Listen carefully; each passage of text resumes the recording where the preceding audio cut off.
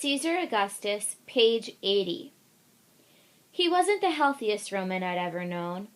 He suffered from diseases of the joints and the bladder. His skin was so sensitive that the frequent itch made his life miserable. In winter, he had to wear a woolen chest protector, 4 tunics or shirts, and a heavy toga to stay warm.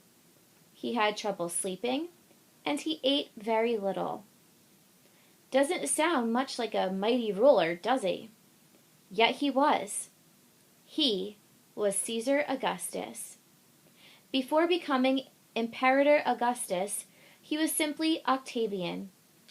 He was the grandnephew of Julius Caesar. Many people believe he was Caesar's adopted son. He was 18 years old when Caesar was killed that sad day in Rome. The events that followed form the basis of my story. Let me introduce myself. My name is Fabius. For many years, I was a minor official in the government of Augustus. My family was not rich nor important. On the contrary, my father was of the middle class. But that is the way Augustus did things. Many people who served in his government were from lower classes. Some were even former slaves. Back to my story. When Caesar was killed, Octavian was studying in Greece. He immediately returned to Rome to claim that power he thought was rightfully his. But he soon discovered that he had a rival in Mark Antony. Antony had been a close associate of Caesar's and considered himself in line to succeed him. To keep the peace, Octavian and Antony formed a triumvirate, which is a group of 3, with Marcus Lepidus. Lepidus was the powerful governor of one of Rome's colonies. The 3 men agreed that Octavian would rule in the west and Antony in the east. Lepidus would take control of Roman lands in North Africa. Page 83. I was not surprised when Lepidus quickly faded from this picture. He always struck me as the least forceful of the 3.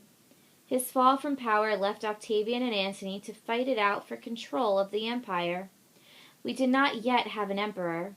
However, Rome had conquered so many lands that we were already an empire. Octavian quickly became the favorite of the people of Rome. This was because he succeeded in turning many Romans against Antony. To be honest, Antony brought his troubles on himself. As a ruler of the East, his territory included Egypt, a country ruled by a sly queen named Cleopatra. Cleopatra was a strong-willed woman who considered herself equal to Rome's governors. The fact that Egypt had been made a part of the Roman Empire mattered little to her. Earlier, Julius Caesar had made a fool of himself over her. Then, about 7 years later, Mark Antony did the same. 2 things about Antony upset Octavian. First, he suspected that Antony and Cleopatra were plotting to set up an empire of their own. Second, Antony had left his wife in favor of the Egyptian queen. The reason this bothered Octavian is obvious. Antony's wife was Octavia, the sister of Octavian. Seeing his sister pushed aside for a foreigner didn't sit well with big brother Octavian. Everyone in Rome knew a showdown was in the making. They didn't have long to wait. With a navy of 400 ships and an army numbering about 90,000, Octavian set out for Egypt. He defeated the forces of Antony and Cleopatra at Actium, a cape off of western Greece. Octavian returned to Rome a hero. Now he was in complete control. The Senate granted him all sorts of titles.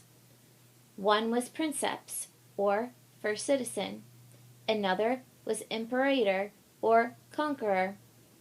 He became officially known as Caesar Augustus. Augustus was an ancient title of honor. Whether the Senate or Octavian himself came up with Augustus has always been open to argument. The same goes for the calendar month of August. Some Romans say Augustus insisted on the 8th month being named for him. Page 85. Caesar Augustus was 36 when he began his reign. I was the same age when I was appointed to office.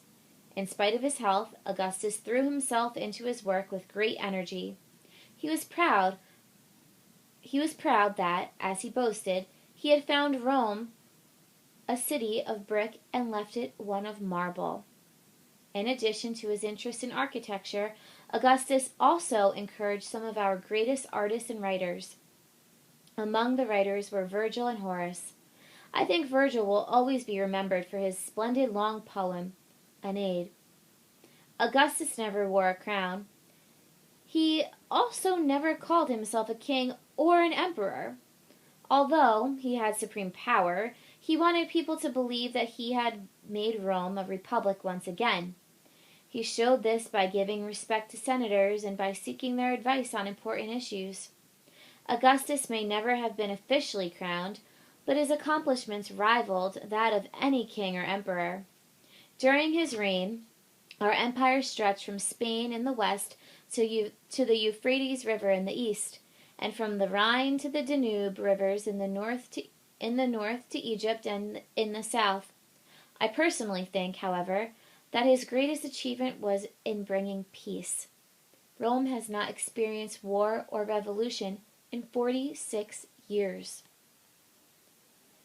5 years have passed since Augustus died. As for myself, I am now a retired gentleman of 81. On warm summer days, I like to sit outside my country home and think of the exciting life I have led. Often, my thoughts turn to Augustus. When they do, I think about how fortunate I was to have served under such an outstanding ruler.